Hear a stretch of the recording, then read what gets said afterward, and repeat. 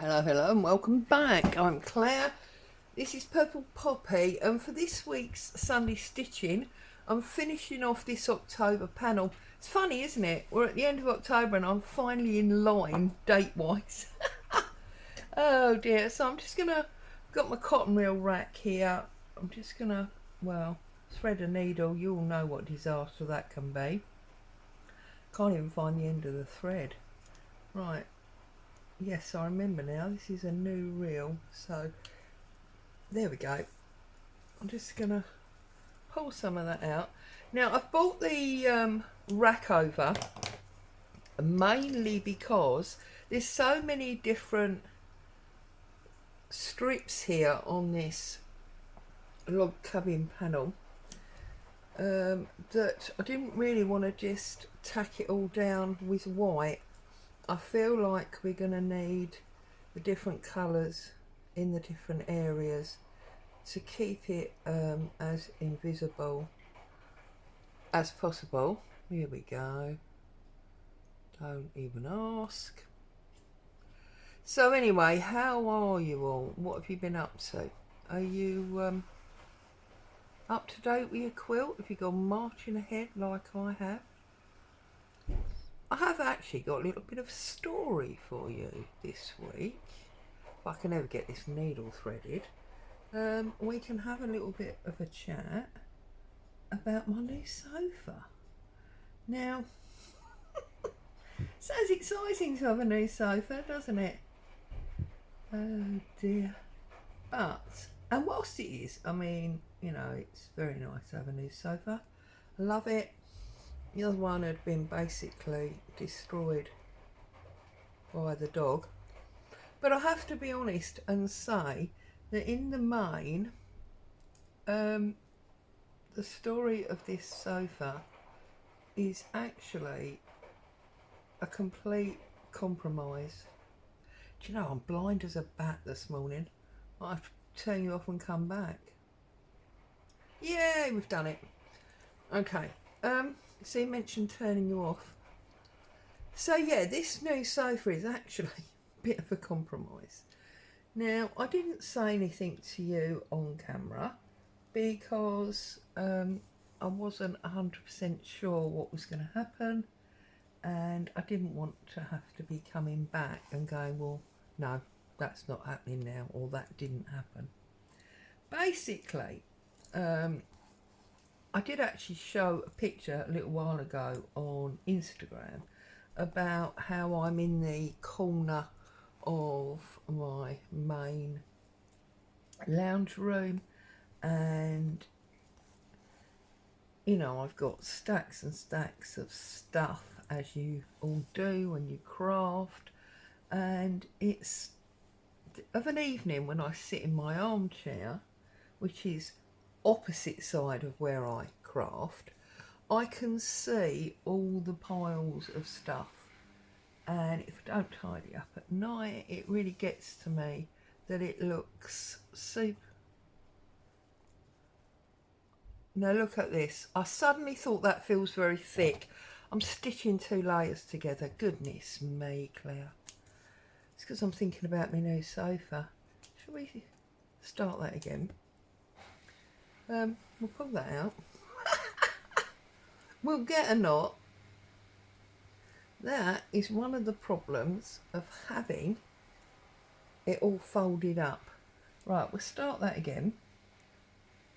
So yes, I didn't say anything on camera because I wasn't 100%. Oh no, the washing machine's gonna go crazy. I wasn't 100% sure what was going to happen, and I didn't want to have to come back and say no.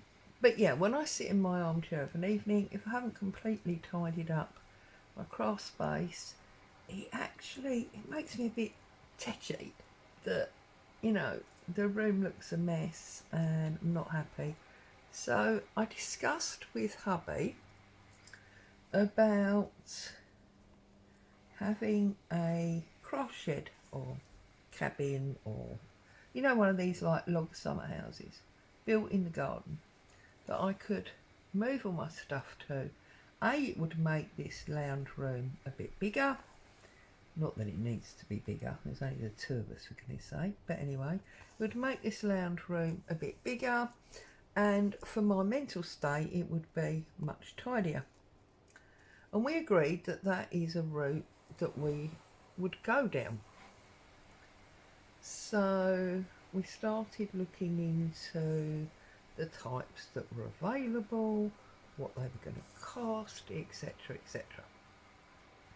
Found one that I thought would work well for what I needed it to do.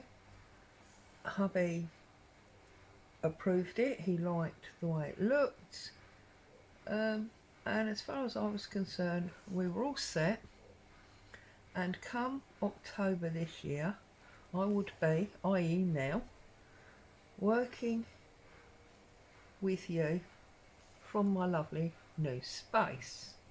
Well, as you can no doubt tell, oh, I could go through on this brown, look,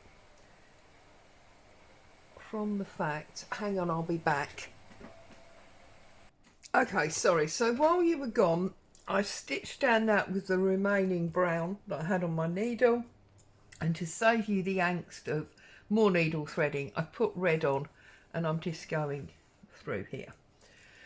So what was I saying? So yeah, as you can no doubt tell by the fact that my filming hasn't changed angle, and I've not all excitedly done a scan of the room saying to you, look at my new space, the craft shed didn't go ahead. It didn't go ahead mainly because I woke up one night, oh my goodness, I'm crazy, in a fit of panic, going, oh, it's going to be outside, all my stuff is paper and fabric, is it all going to get damp and become a problem? So that morning I just made the announcement, no, I'm not going to do that, because I think long term it's going to be more of a problem than a benefit. So that was the end of the craft shed, and I was still having, you know, this anxiety about the mess in the corner of this room, and that I had to do something. And then I realised that at the back end of my room, round my dining table, I have a series of open backed shelving, you know, that's got books and ornaments and things on it. And I quickly grabbed hold of a, don't even know if I'm on camera, quickly grabbed hold of a tape measure, and I ran the tape measure against these units, because there's basically two that are about, oh, I don't know, about 4 foot, and then one that's about 18 inches. And I just quickly ran the tape measure over them and thought, do you know what, if I move them in front of my desk, they'll be like a wall. And although the backs are open and you can obviously see through them, because of the amount of stuff that's on them, the books and so on, I thought I'd pulled my needle off then, you wouldn't see the mess through. So brilliant. So I started working out exactly how they would sit behind my desk, and actually that would be fabulous, because it would be a bit of a edge to my desk, which meant, you know, things wouldn't keep falling off, which they do. I'm constantly retrieving stuff from the floor because it falls off the back of my desk, and it seemed like the perfect solution. But then I realised that if I put those units there as a wall in front of my desk, we had a standard 3-piece suite, 2 armchairs and a sofa. And I realised that the second chair, call it the second chair because the first chair, my chair, is a recliner. The second chair is just a chair. Wouldn't fit. There was no space for that chair and those cabinets in the area between my desk and the sofa. So then we had a whole new problem to digest. Oh my goodness. And I just thought, you know what? This suite is a good few years old. The dog's definitely done, you know, a doozy on it. She's jumped up and down with her claws, and there's some catches on it. Well, not catches because it's leather, but you know, there's areas where she's sort of scraped the top layer of leather off. That's better, isn't it? Right, now let's look at some purple. This purple, I'll put that there, look, to stop me going into the second layer. You know, there's areas where she's scratched off the leather and her stitches have caught, I think this is red rather than purple. Yep, that one's no good. What about this sort of damsony colour? Oh, it's not too bad. Yeah, I think we'll use that one. You know, and there's areas where claws have sort of caught the stitching, and I decided maybe a little bit because it suited my cause, but I decided it was time for a new sofa. Oh dear.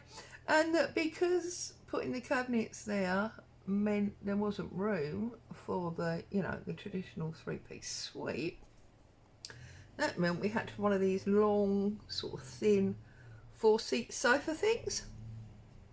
So there you go. So off I went shopping. Found one that I thought I liked that would go with the room, because goodness me, I wasn't going to get involved in decorating the whole room as well.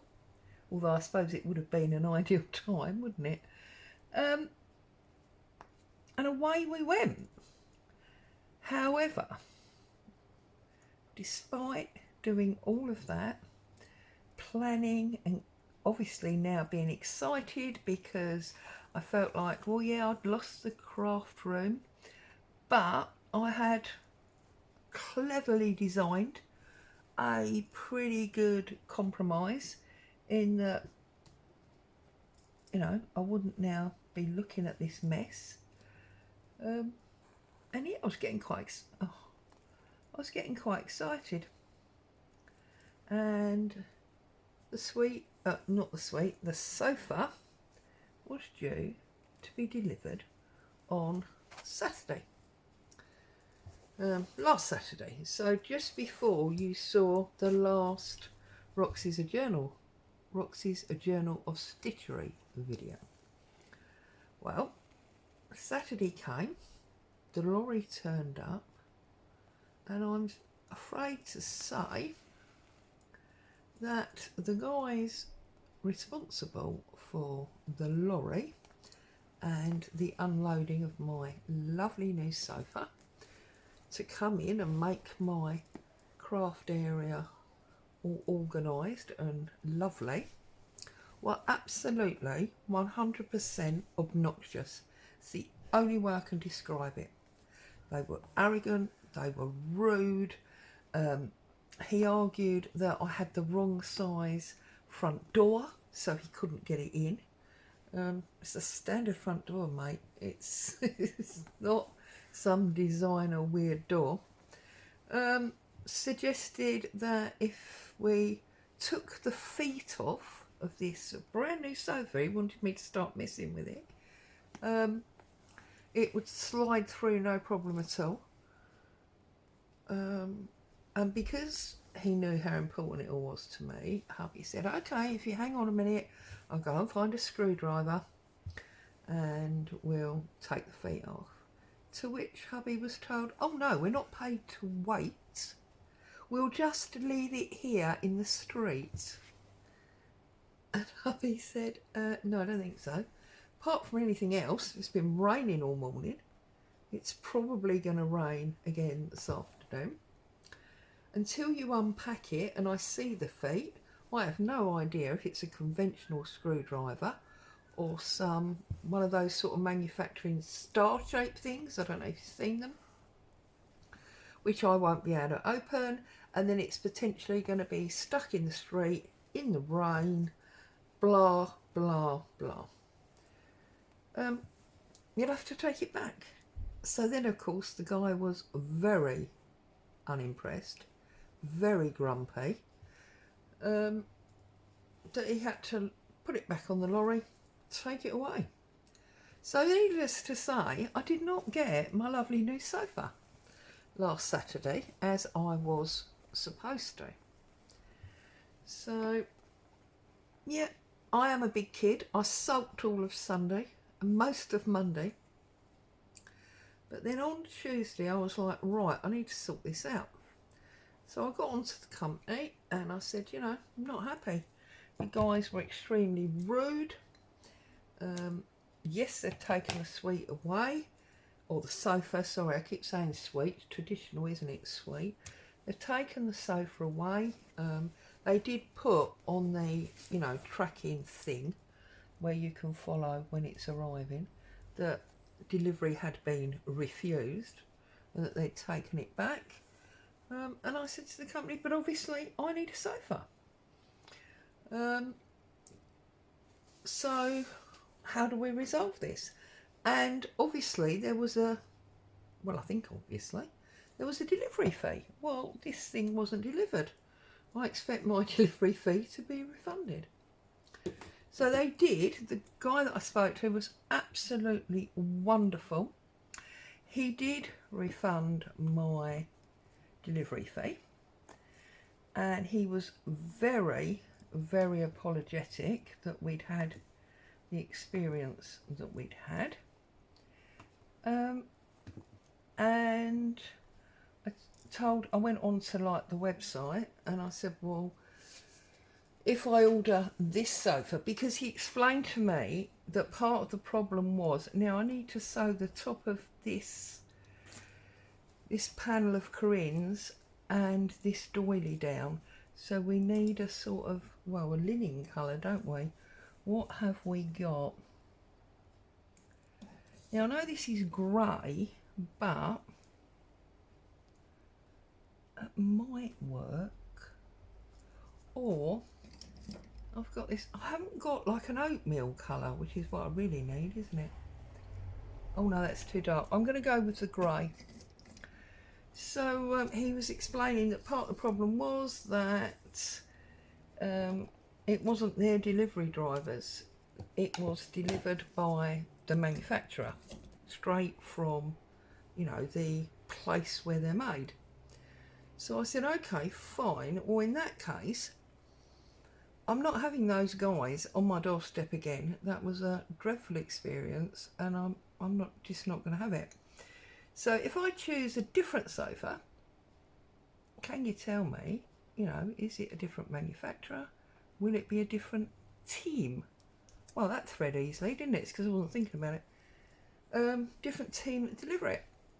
So we had all this rigmarole of me choosing a similar but different sofa, and him saying, yes, I can guarantee, because that is a different manufacturer, that will be a different delivery team.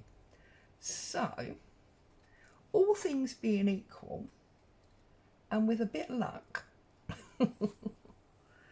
my new sofa will be here tomorrow.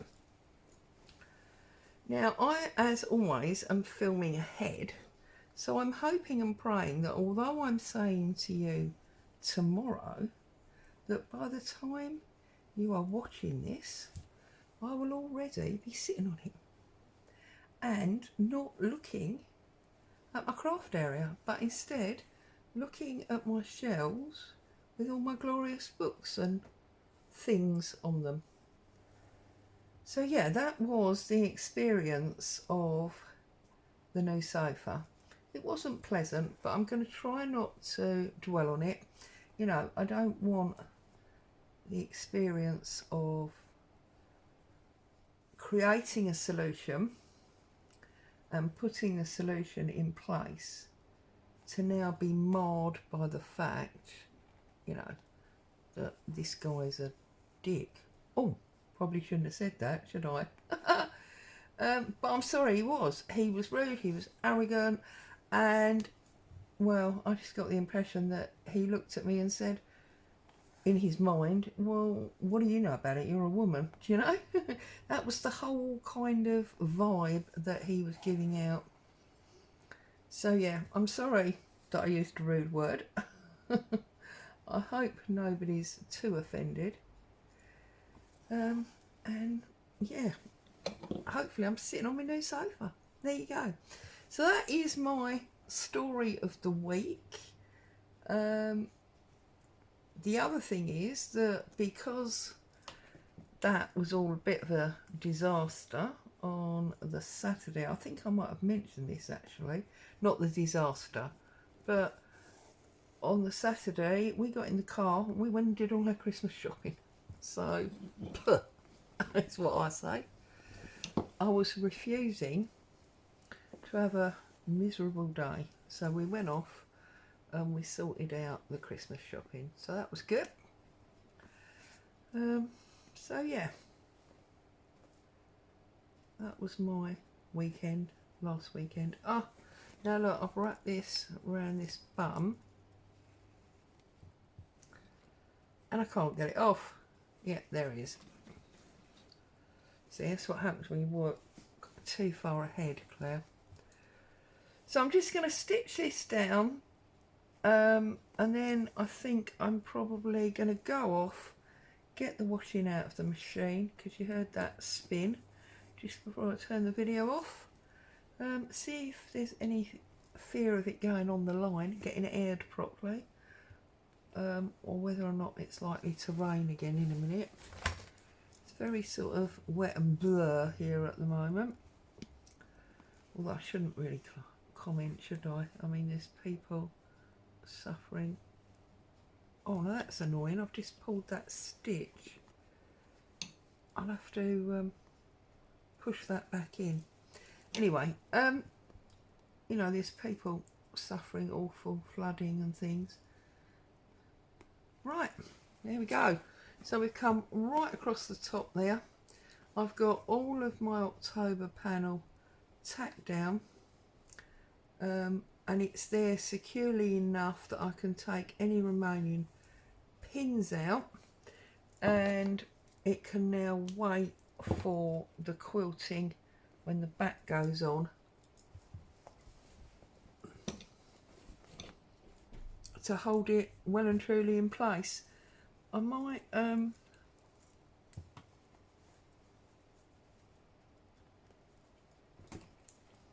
sorry, I had a needle in my mouth. I might just do a little bit more on that doily, although strictly speaking that's next month, isn't it? Claire, leave it alone is the answer. Just leave it alone. So as always, a huge thank you for coming along and spending time with me today. I hope you've had some kind of joy or inspiration, or just giggled along at my stupid delivery drivers. Hope I didn't offend you with that rude word. Stay safe. I'll see you very soon. Ta-ta for now.